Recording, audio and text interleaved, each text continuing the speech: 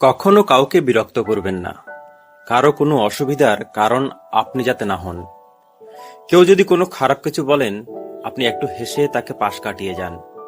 জীবনের মহা মূল্যবান সময়টিকে সুন্দরের কাছে সমর্পণ করুন। নমস্কার বন্ধুরা, আপনাদের স্বাগত জানাই আমাদের চ্যানেলে। জীবন চলার পথে ক্ষণিক থেমে জীবনকে গুঞ্জন শোনার একটা সুযোগ দিন। আজকের গল্প এক সাধারণ ব্যক্তির, যে খুব ছোট কারণে রেগে যায়। রাস্তায় গাড়ি নিয়ে বের হলে সামনে থেকে যদি কোনো গাড়ি চালিয়ে আসেন, মনে হয় সবাইকে দাঁড় করিয়ে যেন বকে দেয়। তার এমন মনে হতো যেন লোক গাড়ি চালাতে জানে না। একবার তার এয়ারপোর্ট যাবার কথা, নিজের গাড়ি না নিয়ে ক্যাব বুক করলেন। ক্যাব ড্রাইভার ক্যাব নিয়ে এলে ওটিপি বলে গাড়িতে চড়ে বসলেন। ক্যাব ড্রাইভার খুব শান্ত, ধীর স্থির প্রকৃতির মানুষ। তাকে ধন্যবাদ জানিয়ে গাড়ি চালাতে শুরু করলেন। গলির রাস্তা ছেড়ে মেইন রোডে আসতেই রং সাইড থেকে এক বাইক আরোহী গাড়ির সামনে এসে হাজির। লোকটি চেঁচিয়ে উঠল, দেখছেন উল্টো সাইড থেকে এসেছে, এরা কি আদৌ বাইক চালাতে জানে? চলে এসেছে রাজপথে অন্যের মাথা ব্যথা বাড়াতে। তার এসব কথায় ক্যাব ড্রাইভার কিছু বলল না। তিনি চুপচাপ গাড়ি চালাচ্ছিলেন, গুনগুন করে গান গাইছিলেন।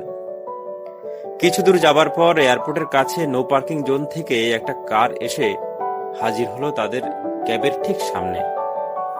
ক্যাব ড্রাইভার ব্রেক না কষলে হয়তো দুটো গাড়ি ধাক্কা লেগে যেত।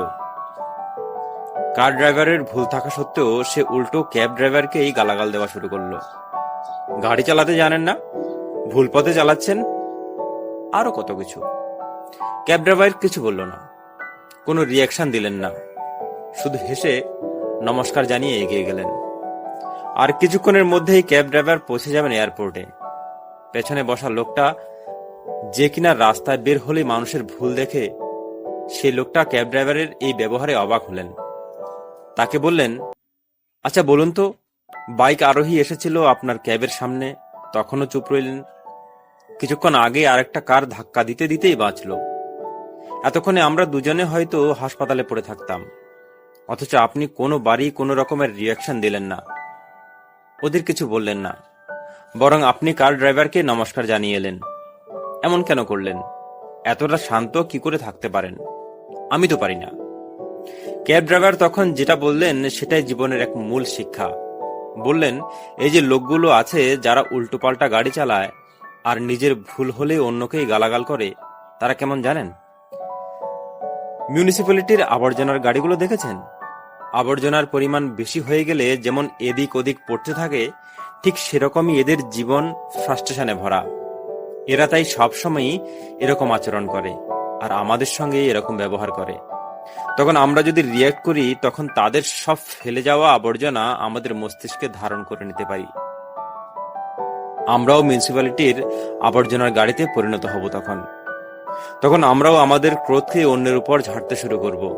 ফ্যামিলির উপর, অন্য সাথী ড্রাইভারদের উপর, নিজের প্যাসেঞ্জারের উপর ঝাড়া শুরু করব।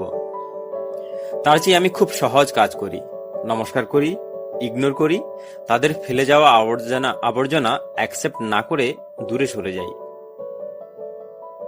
এই জীবনে আপনাকে অনেকেই উস্কানোর চেষ্টা করবে, ভুল পথে চালানোর চেষ্টা করবে, আপনাকে রাগানোর চেষ্টা করবে, কিন্তু মনে রাখবেন, আপনাকে একজন মানুষ হতে হবে, মিউনিসিপ্যালিটির আবর্জনার গাড়ি নয়। নিজেকে শান্ত রাখুন, কুল কাম রাখুন, প্রয়োজনে আর অপ্রয়োজনের মাঝে তফাৎ বোঝার চেষ্টা করুন। জীবনে এগিয়ে যান, সুন্দরের অনুসারী হন, জীবন হবে মঙ্গলময়। ধন্যবাদ। ভালো থাকুন, সুস্থ থাকুন, সুন্দর থাকুন।